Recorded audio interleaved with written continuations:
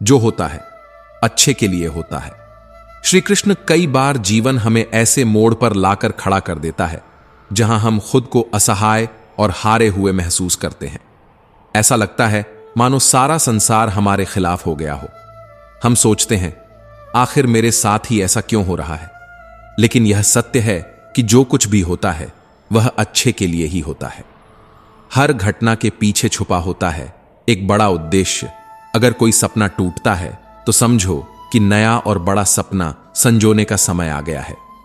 अगर कोई रिश्ता छूटता है तो यह संकेत है कि कोई और अधिक सच्चा और स्थायी रिश्ता तुम्हारे जीवन में आने वाला है।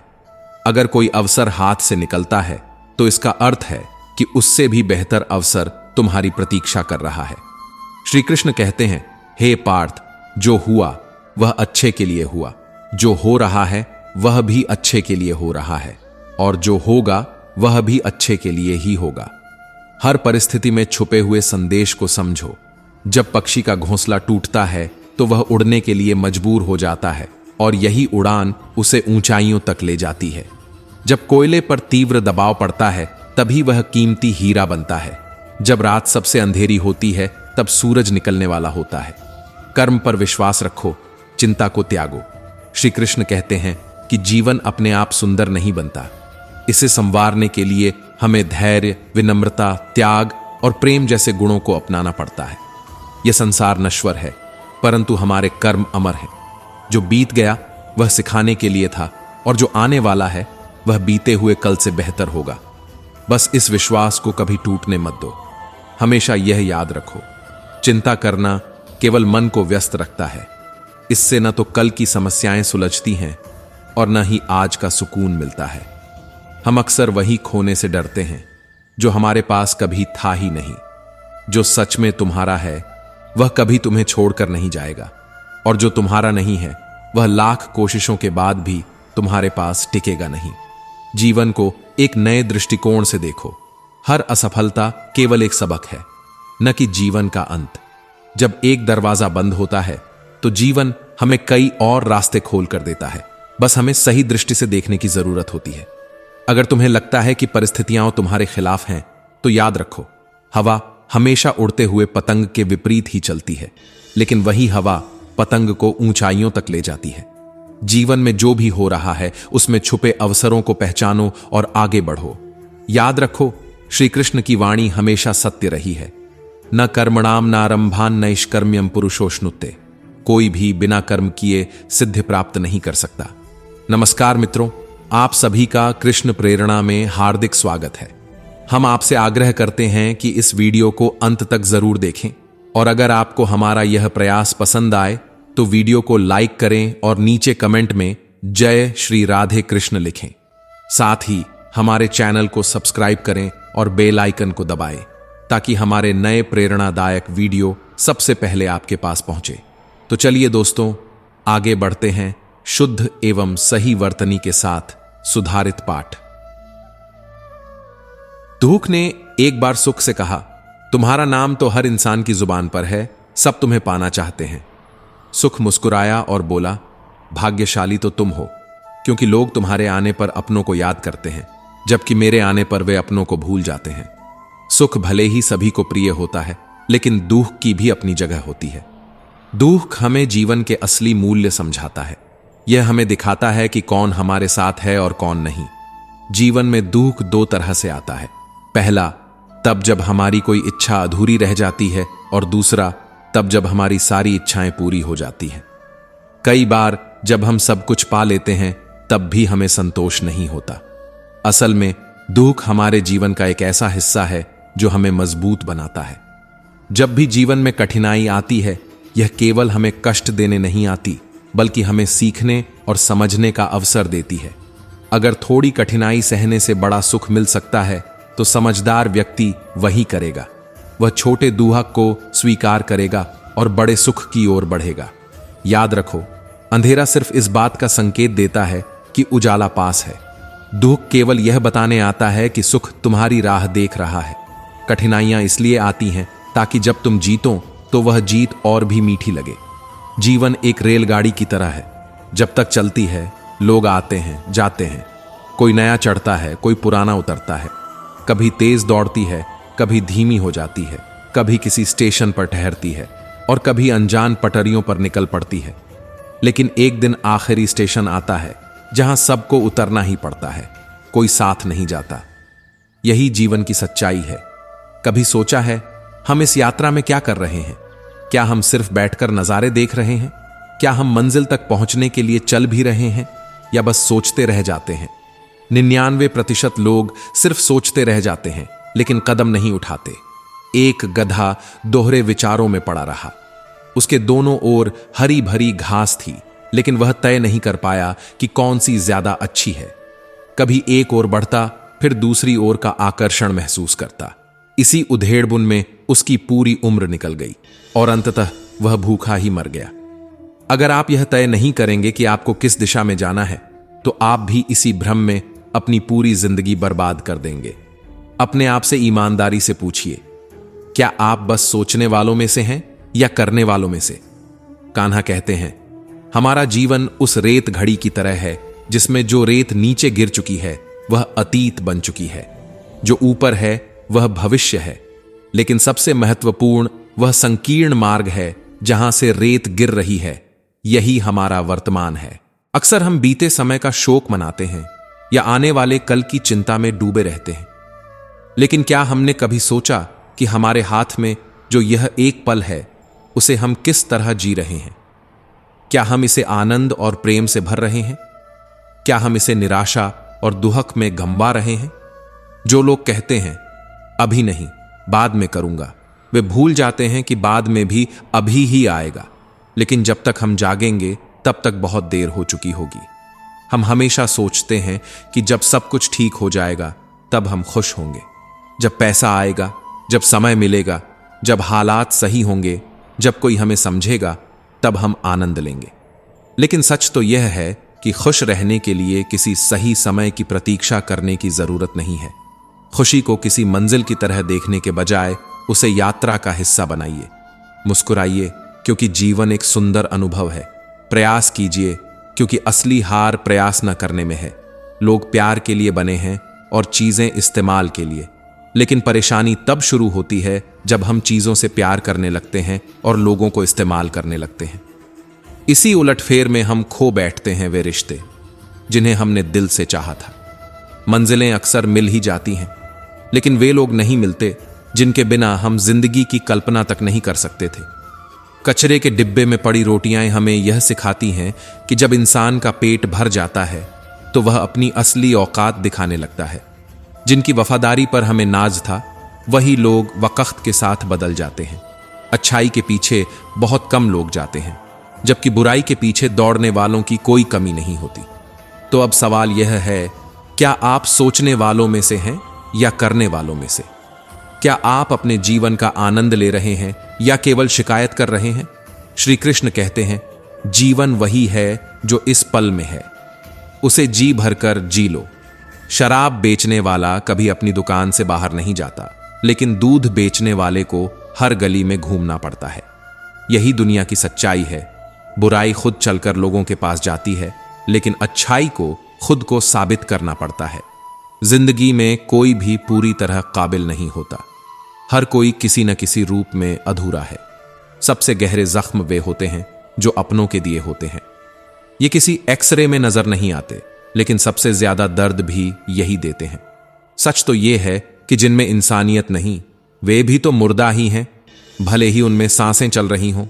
कुछ लोग अपनी पूरी जिंदगी उन लोगों के लिए बर्बाद कर देते हैं जिन्हें उनकी कोई परवाह नहीं होती।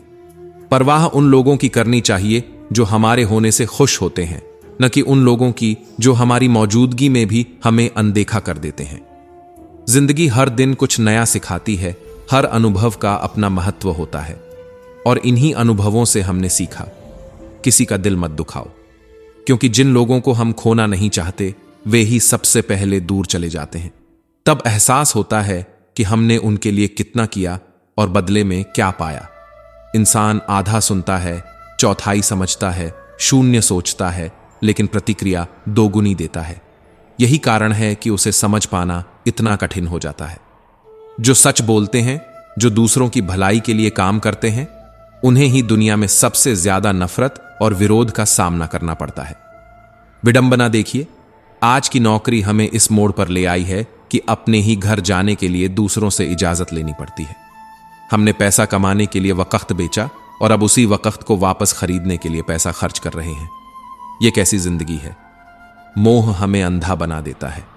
हम दूसरों की बुराइयां नहीं देख पाते और क्रोध हमें इतना खोखला कर देता है कि हम अपनी अच्छाइयों को भी भुला बैठते हैं। लेकिन सच्चाई यह है कि मनुष्य खुद ईश्वर तक नहीं जाता, बल्कि जब वह तैयार होता है तो ईश्वर खुद उसके पास आते हैं। इसीलिए जितना हो सके सरल बनने की कोशिश करें, स्मार्ट बनने की नहीं। जीवन की इस दौड़ में खुद को खोने के बजाय खुद को पाने की कोशिश करें। असली जीत वही होती है जब हम खुद को पहचान पाते हैं। श्री कृष्ण कहते हैं, ईर्ष्या, जलन और द्वेष हमारे जीवन के सबसे बड़े शत्रु हैं, क्योंकि सबसे बड़ा शत्रु वही होता है जो हमें सबसे ज्यादा नुकसान पहुंचाए। और हमारी सबसे बड़ी हानि क्या होती है? समय की हानि। हमें जितना समय मिला है वह सीमित है। कोई भी सदा अमर नहीं रहता, तो फिर किस बात की चिंता, किस बात का भय, किसके लिए दुखी होना? जिंदगी का हर पल अनमोल है। जिसके पास हो उसकी कदर करो, जो चला गया उसे जाने दो। जब हम जलन या द्वेष को अपने भीतर पालते हैं तो सबसे पहला नुकसान हमारा ही होता है। जिस समय को हम अपनी प्रगति, सुख और शांति में लगा सकते थे, उसे हम व्यर्थ कर देते हैं। हम अपने दिमाग में उन्हीं लोगों को जगह देते हैं जिनसे हमें जलन होती है। लेकिन क्या कभी सोचा है कि जिनसे हम ईर्ष्या करते हैं उन्हें इससे कोई फर्क नहीं पड़ता? उन्हें पता भी नहीं कि हम भीतर ही भीतर घुल रहे हैं। जलन की आग सबसे पहले उसी को जलाती है जो इसे अपने भीतर सहेजता है। क्या हम सच में अपने जीवन को इस धुएं में झोंकना चाहते हैं? अगर किसी की प्रगति देखकर मन में ईर्ष्या जागती है तो क्यों ना इसे प्रेरणा में बदला जाए। दूसरों की सफलता देखकर कुढ़ने के बजाय उनके साथ उनकी खुशी में शामिल होकर देखिए। आप खुद को बहुत ऊंचा पाएंगे। आप समझ पाएंगे कि सच्ची खुशी दूसरों के साथ मिलकर चलने में है, न कि उनकी सफलता से जलने में। जीवन का असली अर्थ तभी समझ आता है जब हम दूसरों के चेहरे पर मुस्कान लाने का कारण बनते हैं। जितना हम औरों के लिए अच्छा सोचते हैं, उतना ही जीवन हमें वापस देता है। श्री कृष्ण कहते हैं कि दुनिया की सबसे प्यारी जोड़ी मुस्कान और आंसू हैं। जब ये दोनों एक साथ आते हैं तो वह क्षण सबसे खूबसूरत बन जाता है। श्री कृष्ण कहते हैं, न किसी की मृत्यु का शोक करो, न किसी संबंध के विच्छेद का दुख मनाओ। जिसे खोने का भय तुम्हें सताता है, वही लोग तुम्हारे जाने के बाद कुछ समय रोएंगे, फिर जीवन में आगे बढ़ जाएंगे। मित्र कुछ दिन दुखी रहता है, भाई थोड़ा अधिक, पत्नी उससे भी ज्यादा, और माता सबसे अधिक व्यथित होती है। लेकिन धीरे धीरे सभी के आंसू सूख जाते हैं और उनकी आंखों में नए सपनों की रोशनी फिर से चमकने लगती है। दोस्तों, जब भी मन व्यथित हो, जब जीवन में दिशाहीनता महसूस हो, जब सही मार्गदर्शन की आवश्यकता हो, जब सत्य को जानने की इच्छा हो, जब अपने अस्तित्व का बोध पाना हो, तब श्रीमद् भगवद गीता का अध्ययन करो। गीता जीवन का सर्वोत्तम मार्गदर्शक है। इसे जितनी बार पढ़ोगे उतनी बार जीवन को देखने का नया दृष्टिकोण मिलेगा और कुछ नया सीखने को मिलेगा। जब अपनों से ठोकरें मिलती हैं, जब इंसान बिल्कुल अकेला पड़ जाता है, तब उसे खुद के लिए खुद ही खड़ा होना पड़ता है। अपनी तकलीफों से खुद ही लड़ना होता है। दुनिया की भीड़ सिर्फ दिलासा देती है, लेकिन कोई तुम्हारी तकलीफों को दूर नहीं कर सकता। इस दुनिया में दो तरह के लोग होते हैं। एक वे जो तकलीफों से टूटकर बिखर जाते हैं और हार मान लेते हैं, और दूसरे वे जो कठिनाइयों का सामना करके अपनी शक्ति का परिचय पाते हैं। कई सफल लोगों की कहानियां सुनोगे कि अगर उनकी जिंदगी में संघर्ष और दुख न होते तो वे आज जिस मुकाम पर हैं वहां कभी नहीं पहुंच पाते। कई बार जिंदगी हमें तकलीफें इसीलिए देती है ताकि हम अपनी क्षमता को पहचान सकें और कुछ बड़ा हासिल कर सकें। अपनी हर चिंता, हर डर ईश्वर को समर्पित कर दो। जो लोग अपनी चिंताओं और भय को अपने कंधों पर ढोते हैं, वे जीवन में सच्चा आनंद प्राप्त नहीं कर सकते।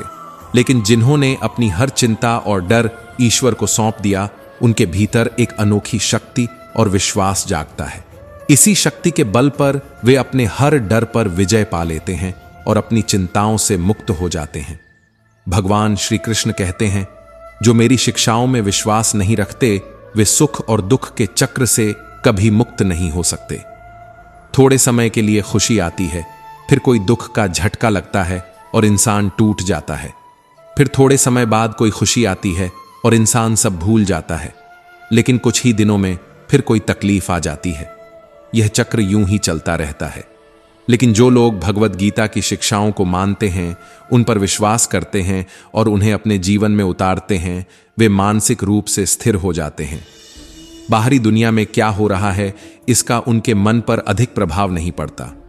हर छोटे छोटे दुख में वे विचलित नहीं होते और हर छोटी छोटी खुशी में अति उत्साहित नहीं हो जाते। भगवत गीता वास्तव में हमें यह सिखाती है कि जीवन के हर सुख दुख में हमें कैसे जीना चाहिए। आप जीवन में वही बनते हैं जितना आप खुद पर विश्वास रखते हैं। आपको इससे अधिक कभी नहीं मिलेगा जितना आपको अपने आप पर यकीन है। कहते हैं, जिस इंसान की सोच छोटी होती है वह छोटी जिंदगी ही जीता है, लेकिन जिसकी सोच बड़ी होती है वही जीवन में बड़ा आदमी बनता है। आपका विश्वास ही आपको छोटा या बड़ा बनाता है, आपको सफल या असफल बनाता है, आपको धनी या गरीब बनाता है, आपको दुखी या सुखी बनाता है। जिस चीज पर आपका विश्वास ही नहीं है उसे आप कभी हासिल नहीं कर सकते। लेकिन अगर आपको खुद पर यकीन है कि आप जीवन में कुछ बड़ा कर सकते हैं तो आपको वह अवश्य मिलेगा। इसलिए अपने हालातों पर नहीं बल्कि खुद पर विश्वास करना सीखो। श्री कृष्ण कहते हैं, हे अर्जुन, मैं हर मनुष्य के वास्तविक स्वरूप को जानता हूं, उसके भूतकाल, वर्तमान और भविष्य को भी जानता हूं। मुझे सब पता है कि वह कौन है, क्या है और क्या सोचता है, लेकिन मैं कौन हूं इसे आज तक कोई पूरी तरह नहीं समझ पाया। ईश्वर के बारे में सभी अपने अपने तरीके से बातें करते हैं, लेकिन उसके वास्तविक स्वरूप को कोई पूरी तरह समझ नहीं पाया है। जब भगवान श्री कृष्ण ने अर्जुन को अपना विराट रूप दिखाया था, उस रूप में पूरा ब्रह्मांड समाया था। करोड़ों लोग जन्म ले रहे थे और करोड़ों मर रहे थे। इतना विशाल और भयानक रूप देखकर अर्जुन भयभीत हो उठा और कांपते हुए प्रार्थना करने लगा, कृपया फिर से अपने पूर्व स्वरूप में लौट आइए। मैं आपके इस विराट रूप को देख नहीं पा रहा हूं।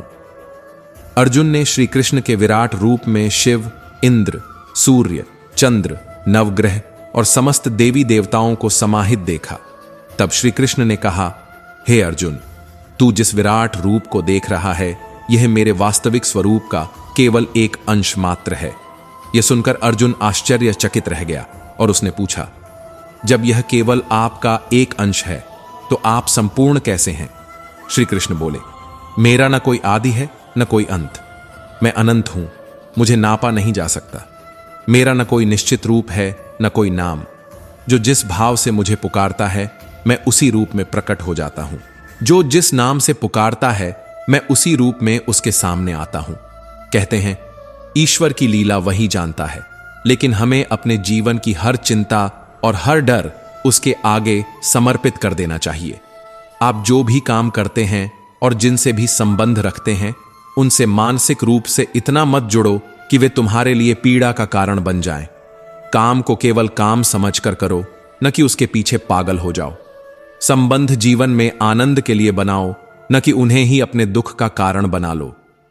इंसान बड़ा अजीब है, जिस चीज को वह अपने सुख के लिए बनाता है वही चीजें उसके दुख का कारण भी बन जाती हैं।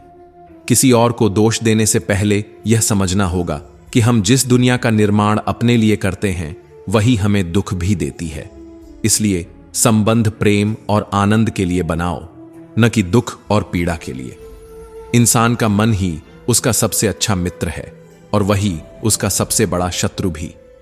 जो मन तुम्हारे नियंत्रण में है वह तुम्हारा सच्चा साथी है, लेकिन यदि मन तुम्हें अपने अनुसार चलाए तो वह तुम्हारा सबसे बड़ा शत्रु बन जाता है।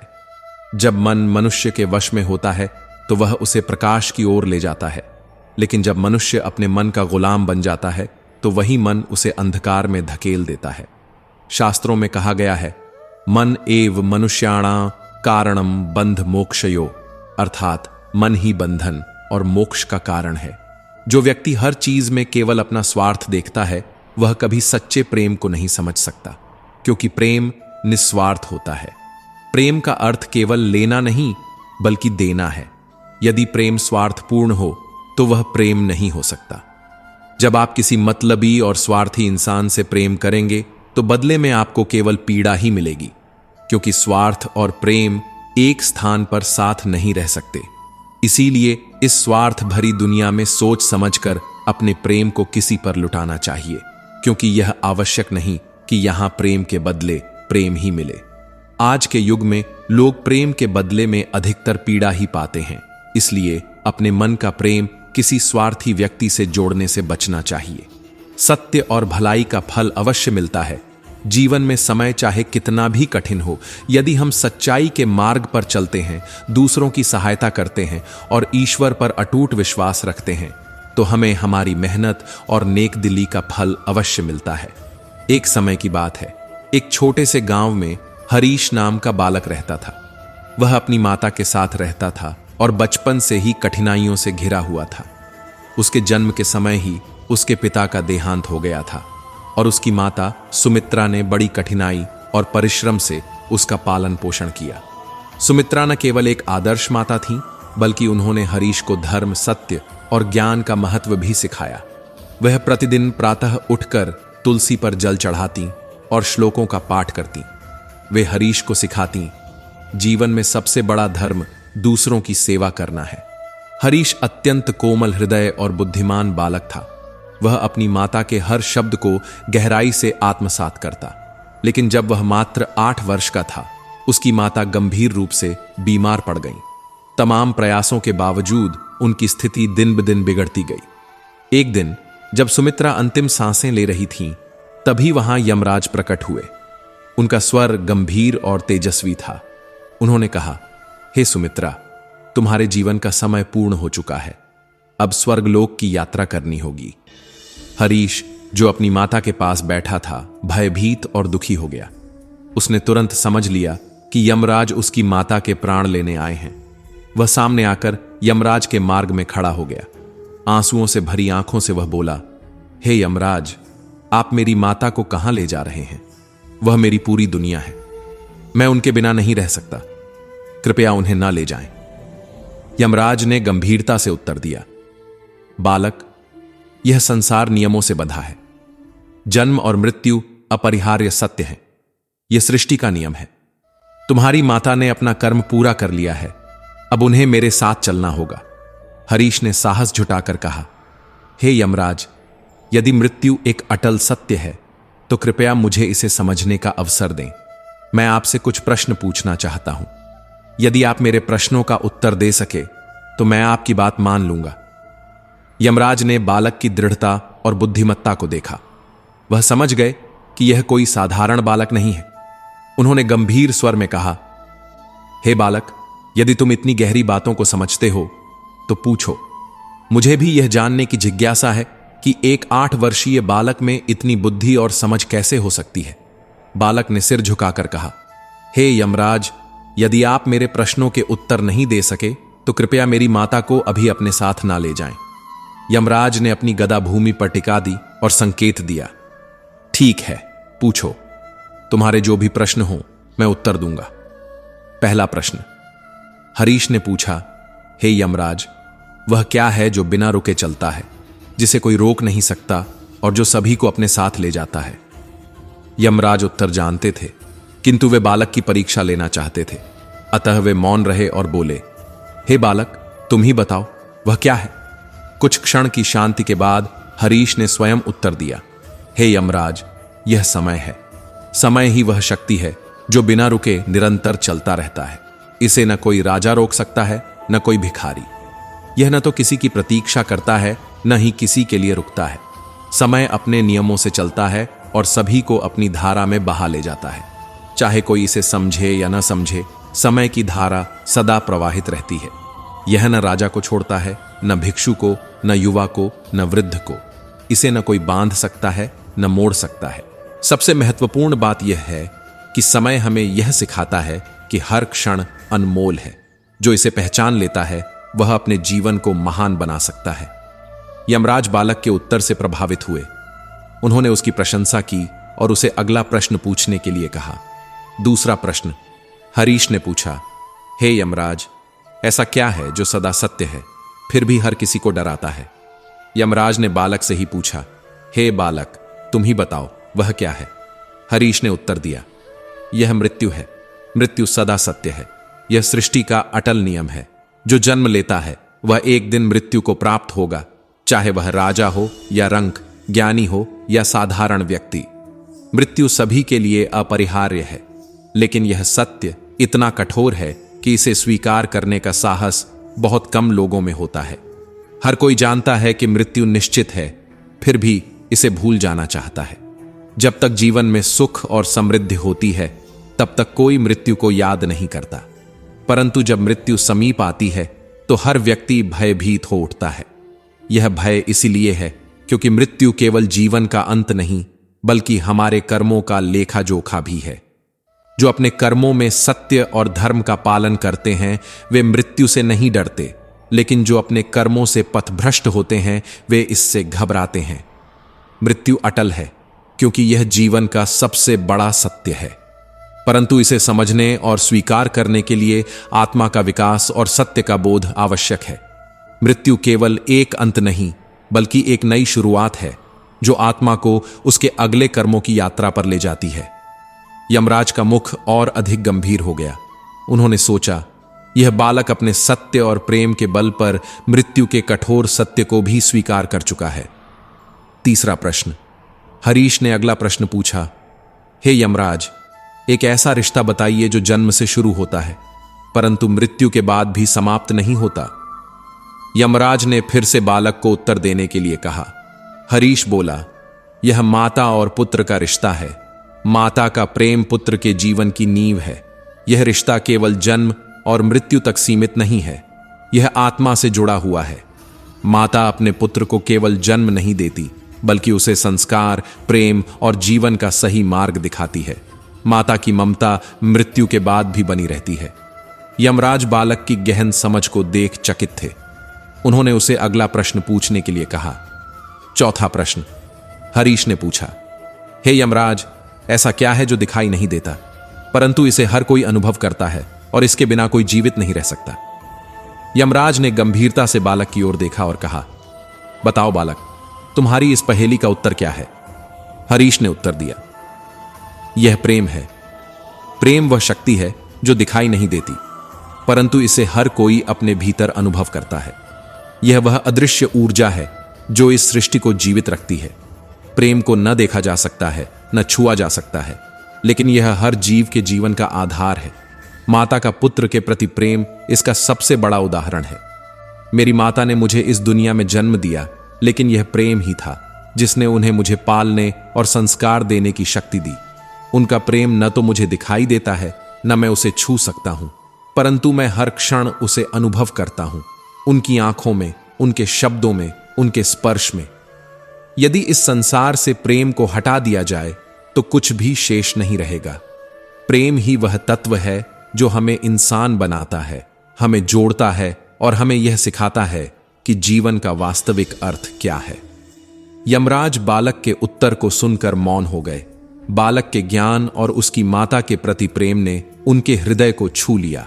उन्होंने अनुभव किया कि यह बालक केवल ज्ञान से नहीं, बल्कि आत्मा की गहराई से सत्य को समझता है।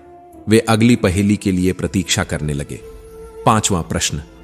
हरीश ने अगला प्रश्न पूछा, हे यमराज, ऐसी कौन सी चीज है जो एक बार टूट जाए तो दोबारा पहले जैसी नहीं होती? क्या होगा यमराज का उत्तर? क्या हरीश अपनी माता को बचा पाएगा? यमराज ने बालक की ओर देखा और गंभीर स्वर में कहा, बताओ बालक, वह क्या है? बालक ने आत्मविश्वास से उत्तर दिया, हे यमराज, वह विश्वास है। यदि विश्वास टूट जाए तो उसे दोबारा पाना अत्यंत कठिन होता है। माता और पुत्र के रिश्ते में विश्वास सबसे महत्वपूर्ण तत्व होता है। माता अपने पुत्र पर यह विश्वास करती है कि वह उसकी दी हुई शिक्षाओं का पालन करेगा, उसके प्रेम और त्याग का सम्मान करेगा। इसी प्रकार पुत्र भी अपनी माता पर यह भरोसा करता है कि वह जीवन के हर सुख दुख में उसके साथ खड़ी रहेगी। यही विश्वास उनके रिश्ते को अटूट बनाता है। हे यमराज, विश्वास केवल रिश्तों तक सीमित नहीं है, यह जीवन का आधार है। यदि मनुष्य अपने ईश्वर, अपने धर्म या स्वयं पर विश्वास खो देता है तो उसका जीवन अंधकारमय हो जाता है। विश्वास ही वह शक्ति है जो हमें हर कठिनाई से लड़ने का साहस देती है। बालक का ज्ञान सुनकर यमराज अचंभित थे। उन्होंने बालक की ओर प्रशंसा भरी दृष्टि से देखा और कहा, हे बालक, अब बताओ, ऐसा क्या है जो स्वयं मिट जाता है परंतु दूसरों के जीवन को रोशन करता है? बालक ने बिना देर किए उत्तर दिया, हे यमराज, वह माता है। माता अपने सुख और इच्छाओं का त्याग करती है ताकि उसका पुत्र एक अच्छा जीवन जी सके। वह अपने बच्चों के लिए अपनी खुशियों को भुला देती है, अपने सपनों का त्याग कर देती है, लेकिन बदले में कुछ नहीं मांगती। माता स्वयं संघर्षों की अग्नि में जलती है परंतु अपने बच्चों के भविष्य को प्रकाशमान बना देती है। यमराज बालक की बुद्धिमत्ता से प्रभावित हो चुके थे, फिर भी उन्होंने अगला प्रश्न किया, ऐसी कौन सी चीज है जो हर किसी के पास होती है, फिर भी हर किसी की अलग होती है? बालक मुस्कुराया और बोला, हे यमराज, वह कर्म है। हर व्यक्ति अपने कर्मों का निर्माण स्वयं करता है और यही उसकी पहचान बनता है। राजा हो या भिक्षुक, ज्ञानी हो या मूर्ख, सभी अपने कर्मों से पहचाने जाते हैं। कर्म ही वह चीज है जो हमें दूसरों से अलग बनाती है। जो जैसा कर्म करता है वैसा ही फल पाता है। यही सृष्टि का नियम है। यमराज ने बालक के ज्ञान की गहराई को महसूस किया और गंभीरता से बोले, हे बालक, ऐसा कौन सा रिश्ता है जो जन्म के साथ आता है लेकिन उसे निभाने के लिए ज्ञान और धैर्य की आवश्यकता होती है? बालक ने उत्तर दिया, हे धर्मराज, वह माता और पुत्र का रिश्ता है। यह रिश्ता सहज तो है परंतु इसे निभाने के लिए माता को त्याग और पुत्र को सम्मान का भाव रखना आवश्यक है।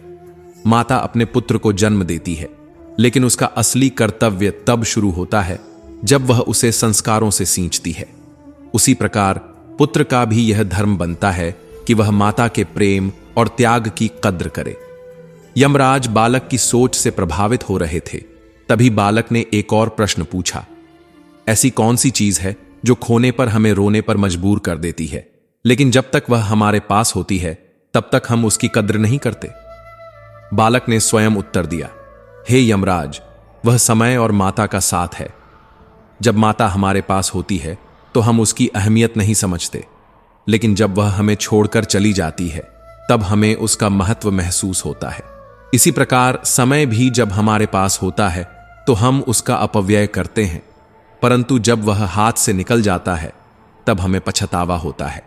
यमराज इस बालक के ज्ञान और समझदारी से अत्यधिक प्रभावित हो चुके थे, लेकिन तभी बालक ने एक और गूढ़ प्रश्न पूछा, हे धर्मराज, ऐसा कौन सा सत्य है जिसे कोई बदल नहीं सकता? यमराज कुछ क्षण के लिए मौन रहे और फिर बोले, हे बालक, वह मृत्यु का सत्य है। मृत्यु सदा सत्य है। यह सृष्टि का अटल नियम है।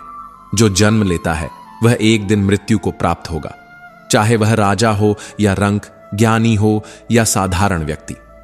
मृत्यु सभी के लिए अपरिहार्य है, लेकिन यह सत्य इतना कठोर है कि इसे स्वीकार करने का साहस बहुत कम लोगों में होता है। हे बालक, तुमने अपनी बुद्धि और प्रेम के बल पर मृत्यु के कठोर सत्य को भी समझ लिया है। यमराज ने बालक की ओर देखा और उसकी आंखों में अपनी माता के प्रति अपार प्रेम और सच्चाई की झलक देखी। उन्होंने अपने मन में सोचा, यह बालक केवल अपनी माता के लिए नहीं लड़ रहा, यह सत्य की खोज कर रहा है। यमराज गंभीर स्वर में बोले, हे बालक, तुम्हारे ज्ञान, प्रेम और साहस से मैं बहुत प्रभावित हुआ हूं। मैं तुम्हारी माता को कुछ और समय के लिए तुम्हारे साथ रहने का अवसर देता हूं। जाओ, उनके साथ समय व्यतीत करो और उन्हें वह सम्मान दो जिसकी वह हकदार हैं। बालक की आंखों में खुशी के आंसू छलक पड़े। उसने यमराज को प्रणाम किया और अपनी माता से लिपट गया। उस दिन न केवल एक पुत्र ने अपनी माता को पाया, बल्कि यमराज ने भी प्रेम और सत्य की शक्ति को पहचाना। यह कहानी हमें जीवन के गहरे सत्य को समझने का अवसर देती है। हर कोई जानता है कि जो जन्मा है उसे एक दिन मरना ही है, लेकिन इसे स्वीकार करने में हर किसी को कठिनाई होती है। यमराज इस सत्य को जानते थे, लेकिन फिर भी उन्होंने जिज्ञासा से बालक की ओर देखा और उसके उत्तर की प्रतीक्षा की। बालक ने उत्तर दिया, हे यमराज, यह जन्म और मृत्यु का चक्र है। हर कोई जानता है कि मृत्यु अटल सत्य है, लेकिन इसे स्वीकार करना आसान नहीं होता। यमराज बालक की बुद्धि और उसकी माता के प्रति उसके अटूट प्रेम को देखकर चकित थे। उन्होंने कहा, बालक, तुमने जीवन के ऐसे गूढ़ रहस्यों को समझ लिया है जिन्हें समझने में बड़े बड़े आर्षि मुनि भी वर्षों का समय लगाते हैं। तुम अत्यंत ज्ञानवान हो। इतनी छोटी आयु में इतनी बड़ी बातें समझ लेना साधारण नहीं है। बताओ, यह ज्ञान तुमने कहां से पाया? हरीश ने उत्तर दिया, यह मेरी माता की शिक्षा का परिणाम है। उन्होंने मुझे सत्य और धर्म के मार्ग पर चलना सिखाया है। कृपया मेरी माता को मुझे वापस सौंप दीजिए। उनके बिना मेरा जीवन अंधकारमय हो जाएगा। यमराज ने अपना गदा टेकते हुए कहा, बालक, मैं तुम्हारी माता के प्राण तो लौटा नहीं सकता, किंतु तुम्हारे ज्ञान की परीक्षा ने मुझे प्रभावित किया है। इसलिए मैं तुम्हें एक वरदान देने को तैयार हूं, परंतु याद रखना कि यह वरदान धर्म और सत्य के मार्ग से हटकर नहीं होना चाहिए। हरीश ने सिर झुकाकर कहा, हे यमराज, मैं आपसे कोई बड़ा वरदान नहीं मांगता। मुझे बस यह वरदान दीजिए कि मेरी पूछी गई आखिरी पहेली का उत्तर सत्य हो जाए। यमराज ने कुछ क्षण विचार किया। उन्हें लगा कि बालक का यह वरदान किसी को कोई हानि नहीं पहुंचाएगा। उन्होंने कहा, तथास्तु, मैं तुम्हें यह वरदान देता हूं कि तुम्हारी अंतिम पहेली का उत्तर सत्य होगा। अब अपना अंतिम प्रश्न पूछो। बालक ने अपनी माता की ओर देखा और फिर यमराज की ओर दृष्टि डालते हुए कहा, हे यमराज, मेरी अंतिम पहेली यह है, क्या ऐसी कोई शक्ति है जो मृत्यु को भी हरा सकती है?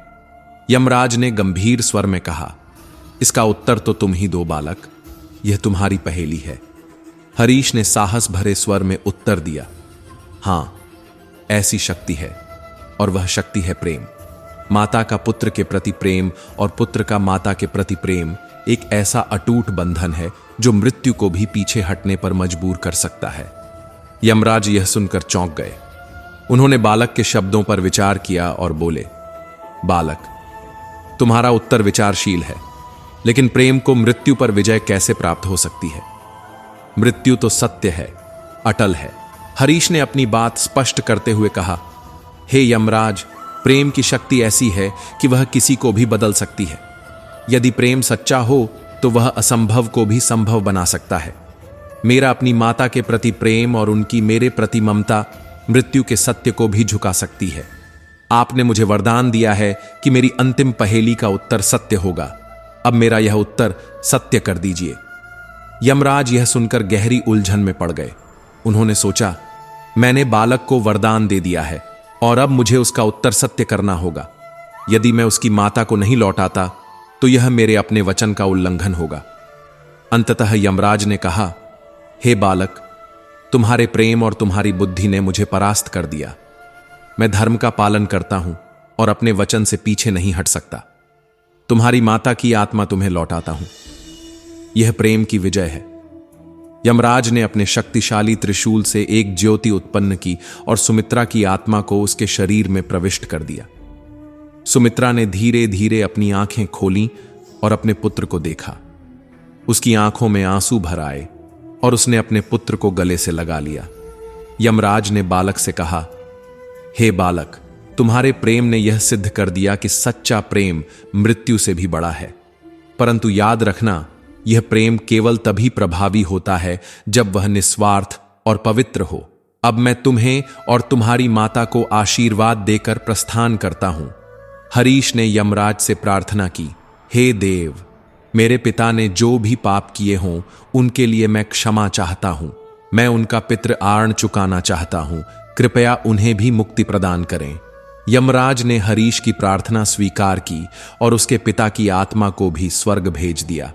सुमित्रा ने स्वस्थ होकर अपने पुत्र को गले लगाया। यमराज ने आशीर्वाद दिया, हे बालक, तुम सदा धर्म और सत्य के मार्ग पर चलोगे। तुम्हारा जीवन प्रेरणा बनेगा। तुम्हारी भक्ति और ज्ञान इस संसार को आलोकित करेंगे। इस प्रकार हरीश ने अपने माता पिता दोनों को प्राप्त किया और उसका जीवन एक प्रेरणादायक उदाहरण बन गया। यह कहानी हमें सिखाती है कि प्रेम, सत्य और धर्म सदा विजयी होते हैं। मृत्यु तो सृष्टि का अटल नियम है, लेकिन सही कर्म और ज्ञान से हम अपने जीवन को अर्थपूर्ण बना सकते हैं। भाग्य को कोसने वाले और कर्म से भागने वाले लोग जीवन के वास्तविक आनंद से वंचित रह जाते हैं। जो तुम्हारे नसीब में लिखा है उसे कोई छीन नहीं सकता, लेकिन उसे सार्थक बनाना तुम्हारे कर्मों पर निर्भर करता है। मनुष्य के भाग्य का निर्धारण उसके कर्मों से होता है। जो तुम्हारे भाग्य में है वह किसी भी परिस्थिति में तुम्हारे पास आएगा। बस तुम्हें अपने कर्म में लगे रहना चाहिए। जब हम अपनी पूरी मेहनत और विश्वास के साथ काम करते हैं तो भाग्य हमें वैसे ही पुरस्कृत करता है जैसे हमें चाहिए। जीवन में कभी भी किसी चीज के खत्म होने पर दुखी होना सही नहीं है। हमें यह समझना चाहिए कि जो हमारे लिए लिखा है वह समय आने पर हमें अवश्य मिलेगा।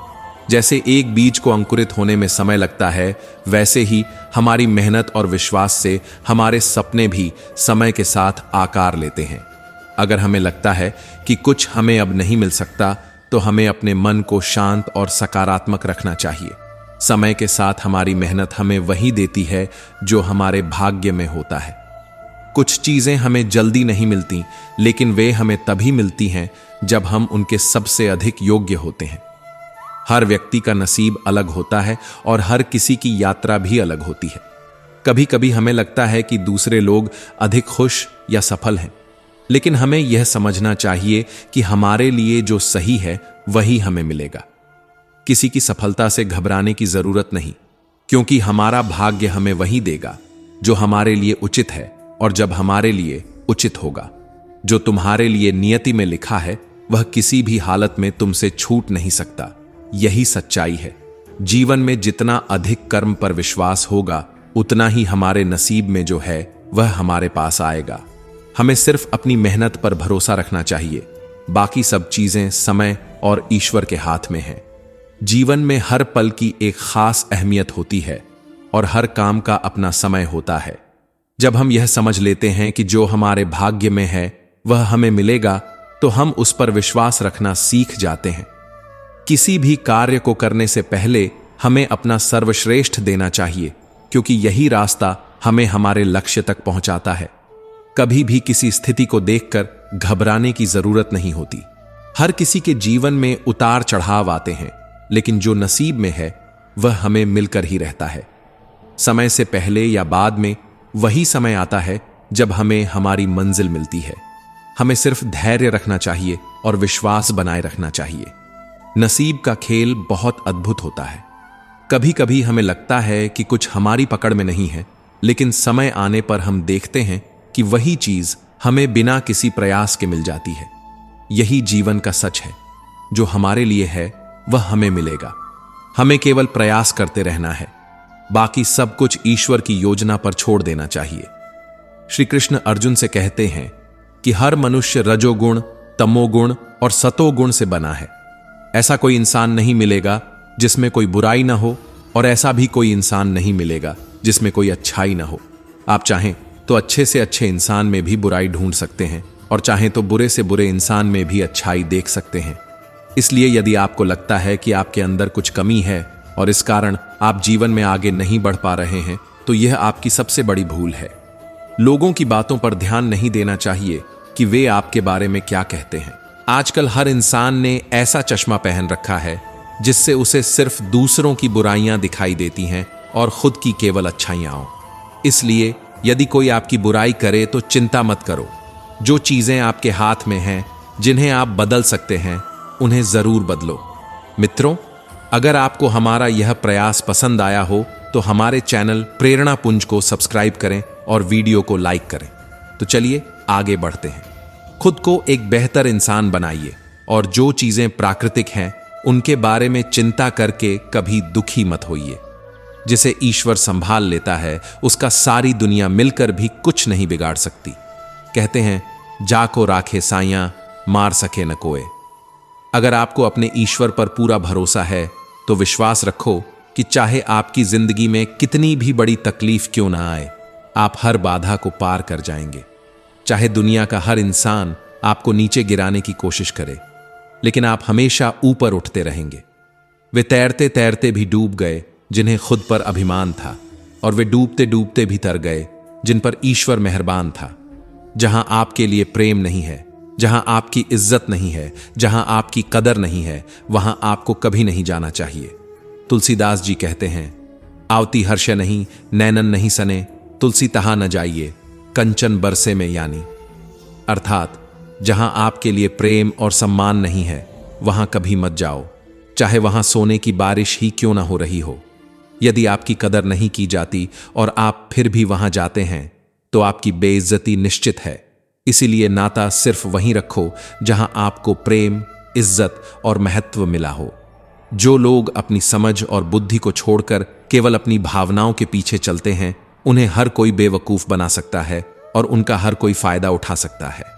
भावुक और अच्छा इंसान होना बुरी बात नहीं है, लेकिन जहां बुद्धि और समझ की आवश्यकता होती है वहां भी यदि आप केवल भावनाओं से निर्णय लेंगे तो आपको पीड़ा और तकलीफ ही मिलेगी।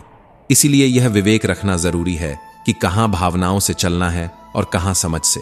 इन दोनों का संतुलन बनाना ही जीवन का असली सार है। मनुष्य के जीवन की 3 अवस्थाएं होती हैं: बचपन, जवानी और बुढ़ापा। उसके बाद उसकी मृत्यु हो जाती है। हालांकि उसका शरीर तो छूट जाता है, लेकिन उसका अंतर्मन नहीं मरता और फिर जन्म लेता है जब तक कि वह अपने मन की वासनाओं से मुक्त नहीं हो जाता। जब तक हमारे अंदर की इच्छाएं और वासनाएं नहीं छूटती, तब तक मन कभी आजाद नहीं हो सकता। याद रखना, जिंदगी में इच्छाएं और वासनाएं जितनी ज्यादा रहेंगी, खुशियां उतनी ही कम हो जाएंगी। यदि आप खुश नहीं हैं तो अपनी जिंदगी की तरफ गौर करें। संभवतः आपके मन में इच्छाओं का अंबार लगा हुआ है। इंसान तभी खुश रह सकता है जब वह अपनी इच्छाओं को न्यूनतम कर ले। उदाहरण के लिए, यदि आपके पास 100 खुशियां हैं और 10 इच्छाएं हैं तो आपकी खुशी 90 रह जाएगी। यदि आपके पास 100 खुशियां हैं और 50 इच्छाएं हैं तो आपकी खुशी आधी रह जाएगी। यदि आपके पास 100 इच्छाएं हैं तो आपकी खुशी 0 हो जाएगी। यदि आपके पास 100 से भी अधिक इच्छाएं हैं तो आपकी खुशी नकारात्मक हो जाएगी और वह दुख में बदल जाएगी। यह बहुत ही सरल गणित है। इच्छाएं घटाई, खुशियां अपने आप बढ़ेंगी। इच्छाएं बढ़ाई, दुख अपने आप आएगा। हर इंसान को अपने कर्तव्य का पालन करना चाहिए, बिना किसी चिंता, बिना किसी लालच और बिना किसी स्वार्थ के। जो इंसान बिना चिंता, बिना लालच और बिना स्वार्थ के कोई काम करता है, उसे उस काम से कभी दुख नहीं मिलता। किसी भी कार्य से दुख केवल तभी मिलता है जब हम उसमें अपनी लालच, स्वार्थ और चिंता को जोड़ लेते हैं। सच ही है, दुख कहीं बाहर नहीं है। इंसान खुद ही अपने लिए दुख खरीद लेता है। यदि कर्म के फल से मुक्त होना चाहते हो तो मन के लालच, स्वार्थ और चिंता का त्याग करके हर कर्म को करना चाहिए। जो इस प्रकार से काम करता है उसे ही श्री कृष्ण ने योगी कहा है। अकेले रहना आपको यह सिखाता है कि आपका सबसे बड़ा और सच्चा साथी आप स्वयं हैं। आपकी सबसे बड़ी ताकत भी आप ही हैं और आपका सबसे बड़ा सहारा भी आप ही हैं। आप वास्तविकता में कितने मजबूत हैं, यह आपको अकेले रहने पर ही पता चलता है। जिंदगी में यदि कुछ बड़ा करना है तो भीड़ आपके साथ नहीं जाएगी, क्योंकि सफलता के मार्ग पर इंसान को अकेले ही आगे बढ़ना पड़ता है। जो भी इन शिक्षाओं को रोज सुनेगा, समझेगा और अपने जीवन में उतारेगा, उसकी जिंदगी पूरी तरह से बदल जाएगी। वह अपनी हर चिंता और हर डर से मुक्त हो जाएगा और जीवन में हर सफलता को प्राप्त करेगा। आपको यह अच्छे से जरूर पता होना चाहिए कि आप जिंदगी में क्या चाहते हैं। जीवन के उतार चढ़ाव और धैर्य का महत्व कभी भी किसी स्थिति को देखकर घबराने की जरूरत नहीं होती। हर किसी के जीवन में उतार चढ़ाव आते हैं, लेकिन जो हमारे नसीब में लिखा होता है वह हमें मिलकर ही रहता है।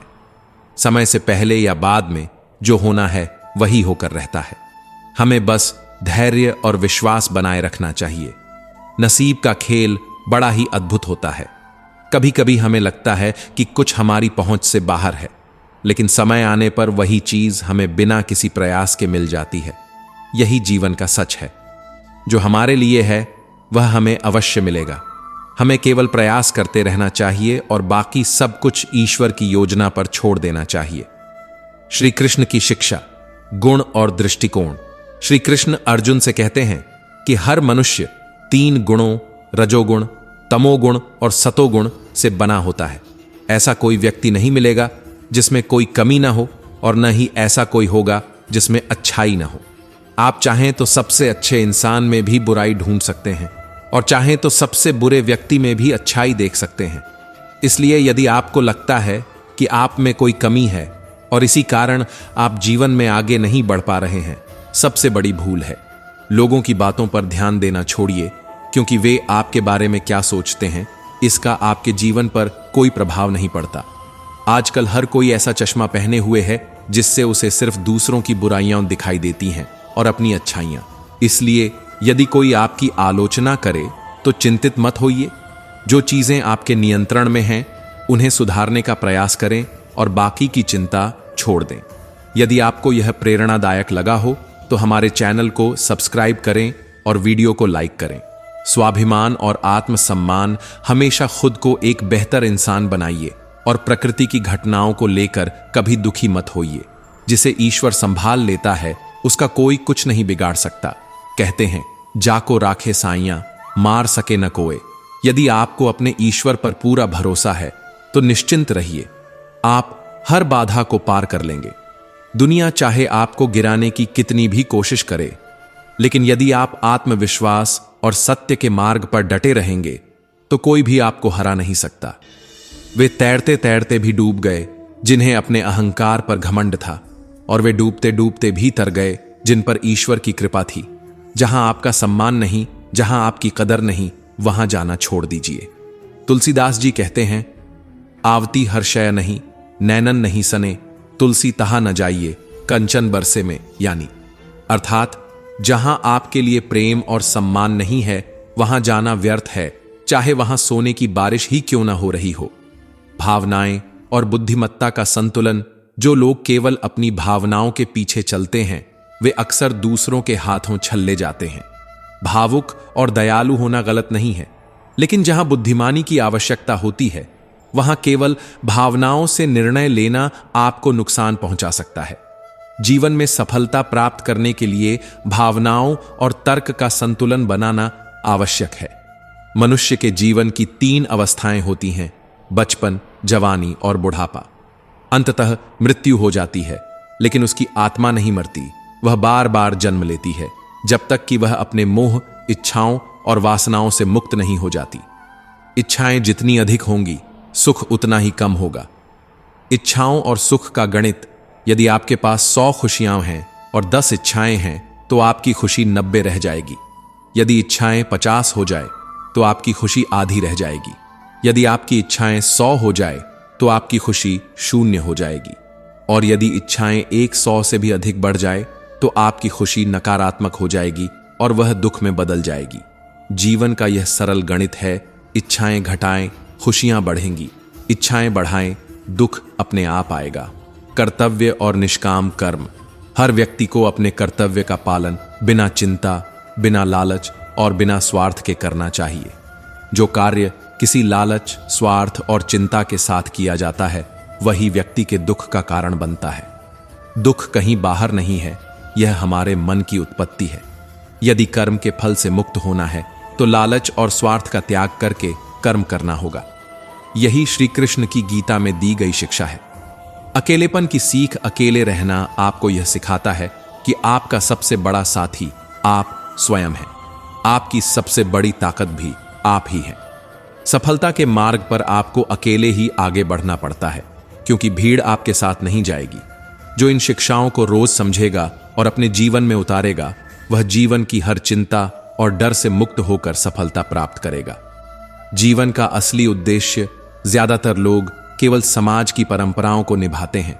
शिक्षा लेना, धन कमाना, परिवार बढ़ाना और फिर मर जाना।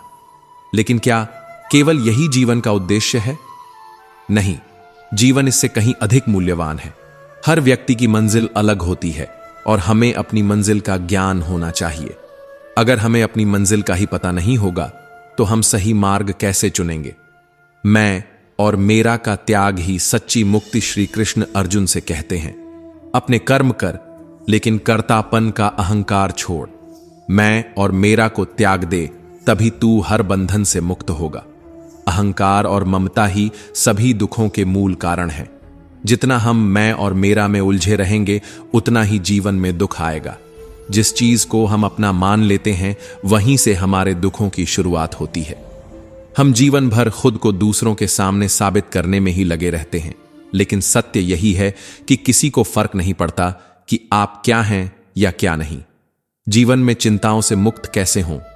श्री कृष्ण कहते हैं, तेरी सारी चिंताएं व्यर्थ हैं। जो होना है वह होकर ही रहेगा, जो नहीं होने वाला उसकी चिंता करने का कोई अर्थ नहीं। हम न अपने जन्म के स्वामी थे न अपनी मृत्यु के, तो फिर जीवन की व्यवस्था को लेकर इतनी चिंता क्यों। जितना भी जीवन मिला है उसे आनंद के साथ जीना सीखो। ईश्वर को अपने भीतर खोजो। श्री कृष्ण अर्जुन से कहते हैं, मैं हर जीव के हृदय में निवास करता हूं, लेकिन इस कलयुग में लोग अपने भीतर झांकने के बजाय मंदिर मस्जिद में ईश्वर को खोजते रहते हैं। जब तक व्यक्ति अपने भीतर ईश्वर को नहीं देख पाता तब तक उसे बाहर भी ईश्वर नहीं मिलेगा। जो व्यक्ति अपने अहंकार, लोभ और स्वार्थ से मुक्त हो जाता है वही सच्चे ईश्वर के दर्शन करता है। ईश्वर हर जगह है, लेकिन प्रेम और विश्वास से प्रकट होते हैं। अंतिम सीख घमंड, गुस्सा और निर्दयता अज्ञान से उत्पन्न होते हैं। जो व्यक्ति इनसे मुक्त हो जाता है वही सच्ची शांति और आनंद को प्राप्त करता है। इसलिए जीवन को सत्य, प्रेम और करुणा के मार्ग पर चलकर सार्थक बनाइए। यह जरूरी है कि हम उन लोगों से दूर रहें जो घमंड, क्रोध और निर्दयता से भरे हुए हैं। एक सज्जन मनुष्य को हमेशा इन अवगुणों से स्वयं को बचाकर रखना चाहिए। अच्छे और बुरे इंसान के बीच सबसे बड़ा अंतर यही होता है कि बुरा इंसान केवल अपने अहंकार और क्रोध में जीता है, जबकि एक अच्छा इंसान निस्वार्थ भाव से दूसरों की भलाई के लिए जीता है।